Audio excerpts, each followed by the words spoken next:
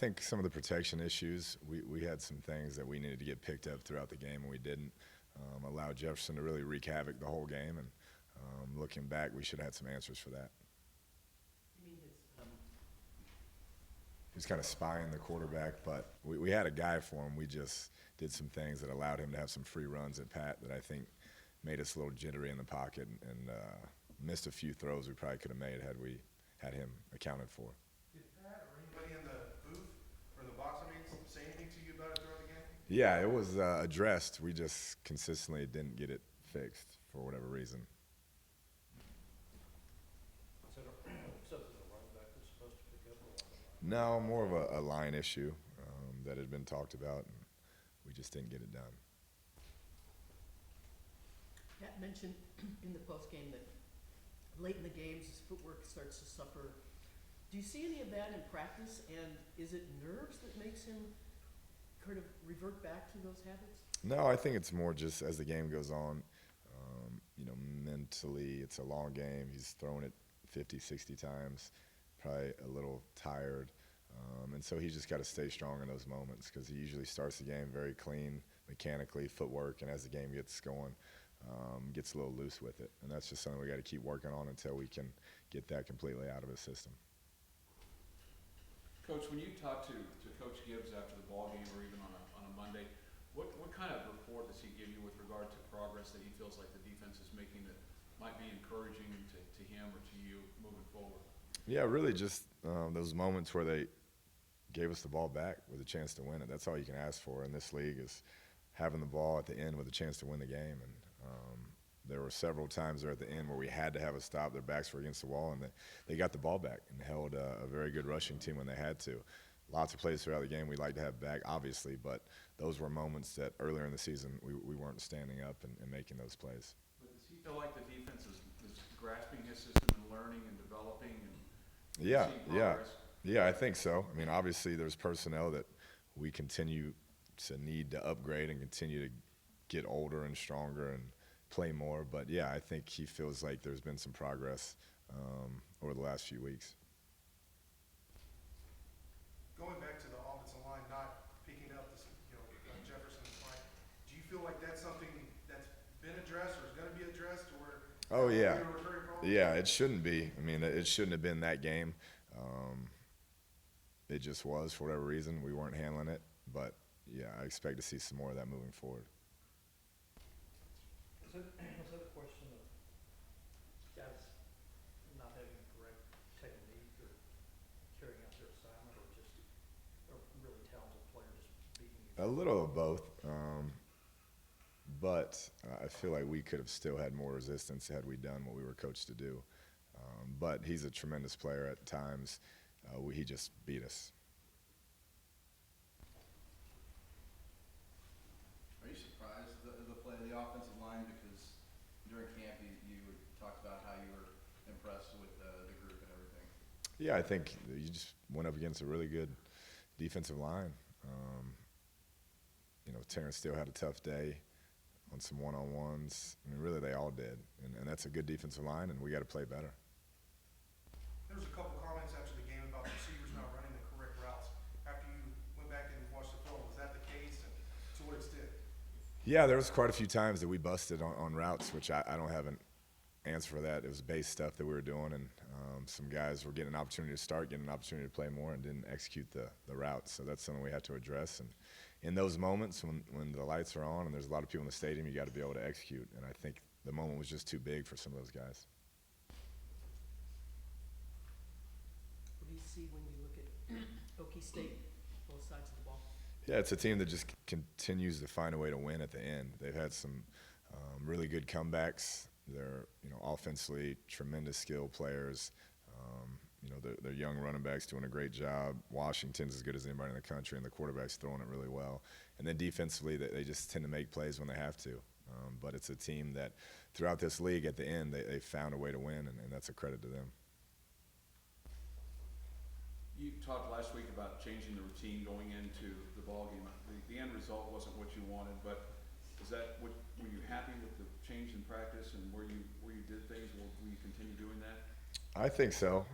Obviously, we wanted to win the game, but since we've challenged them after we were embarrassed against West Virginia. I feel like they responded as competitors, fighting, playing hard, competing throughout the game. We're not where we want to be, obviously, but that's been better.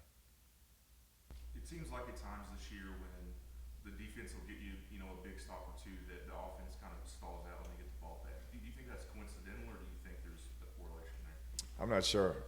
You'd like to see, both sides rise up together, and we haven't been good at that. So when we do get a stop, you got to take advantage of it. In this league, it's going to go back and forth, and we have a chance to get some momentum like we did last weekend. You got to take advantage.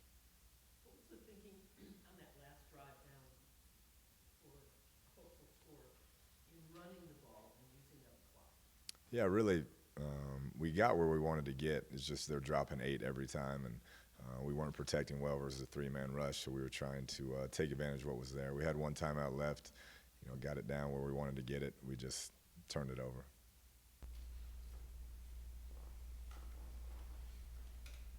Cliff, can you remind us what y'all thought of James Washington when he was a recruit in high school? Because he was obviously not far from here.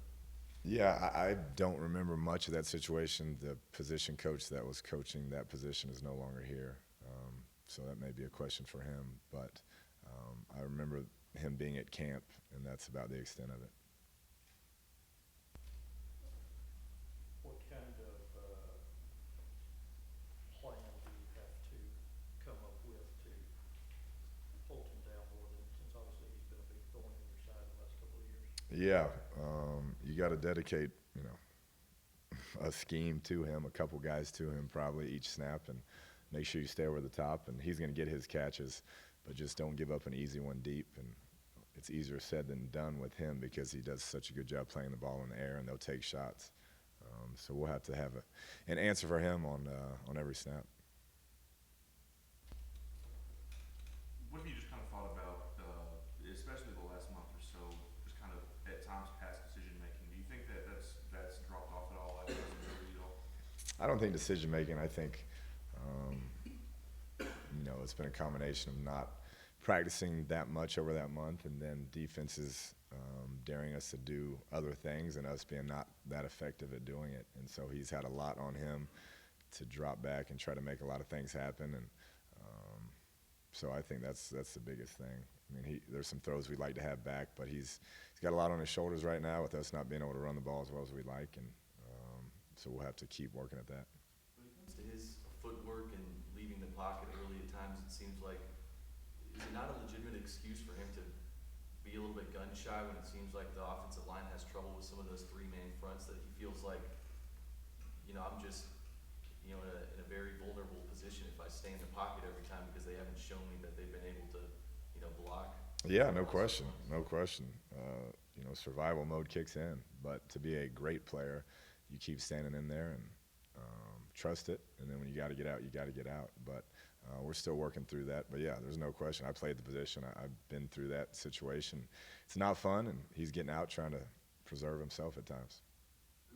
Through fall camp and even leading up to the first game, I remember you said a couple different times that you felt like this was your best team headed into this season. Do you still feel like it is at this point? Yeah, I do. The results aren't what we want as far as wins and losses, but I think we've gotten better, and I think we've been right there. We just haven't finished.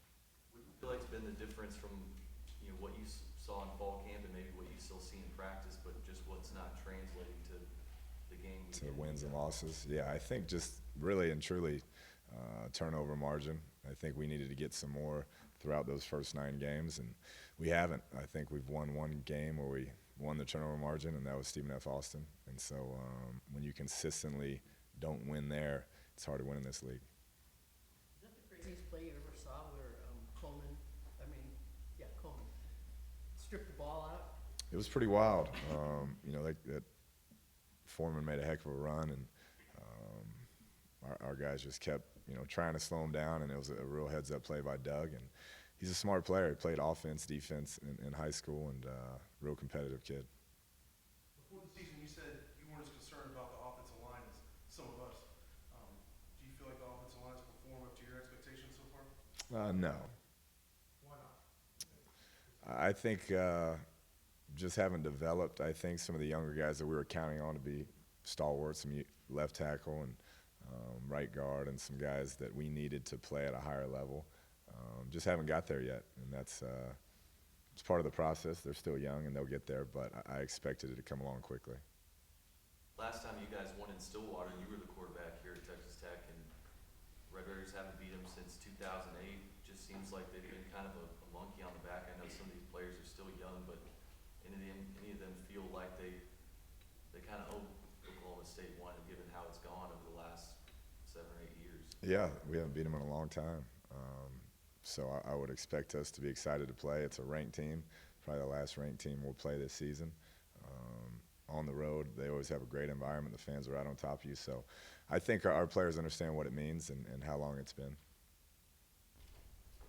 You mentioned that Oklahoma State's found ways to win the ball games. What do you think enables them to do that? What's their magic rabbit's foot that's enabling them to get those type of close wins? I think just that they've had success. You build, off that when you can look back in the past and say, hey, we've been here before consistently and found ways to win. And that's what you see. You see them making an interception in the end zone last week from Stearns, who, has played a bunch and been successful and had a lot of success. And that's the biggest thing. They've been there before. We're still trying to get those wins under our belt where we have that confidence. We can look back upon, hey, we've done this before. What's Hinton's status? Still day to day. I'm not sure if he'll be up or not. I got to see how it goes today, but he's a day-to-day guy. About Lauderdale Moore. Yeah, same deal. Kind of a coach's decision, and we're waiting to see how that all plays out. But since Saturday was senior day, what was kind of the thought process, what went into the decision of whether Devin got to go through that or not to go through that? Same answer, just a coach's decision. Do you consider, is he and Gary still on the team? Not sure on that status, to be quite honest. We're working through those things. Is part of the challenge for you right now all the attrition that's taking place going back to even May, where maybe a team that you thought you were going to have February 1 or March 1 is not the same team on November 1? Yeah, I think, but that everybody goes through that, based on injuries and the nature of the game. So I don't think that's it. I think, like I said, we just have to figure out how to finish games. We've been competitive, been in them, but we haven't finished them when we've had opportunities to do so. And it keeps kind of repeating itself. So we've got 3 more to finish and learn how to do that.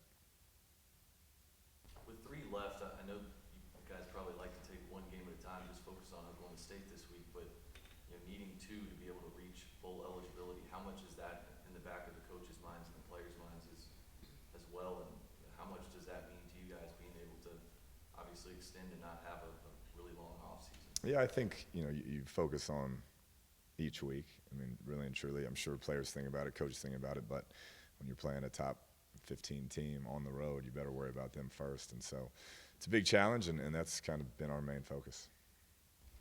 With this, TJ Vasher is the option to play in the last 3 games. He is not. Was that because of his knee or? Yes. One last thing. When you look at the tape and you look at the fourth quarter, he had 35 plays and went 108 yards. Did that just shock you when you looked at that? Yeah, we just didn't move it very well. I think, in the second half we had it inside the 33 times and got 0 points. And they did a good job. They dropped everybody out, and we were trying to run the ball and weren't very effective doing that. And when we tried to pass, they covered everything up. So they had a good scheme, and we have to be better at running the football when teams are giving us that.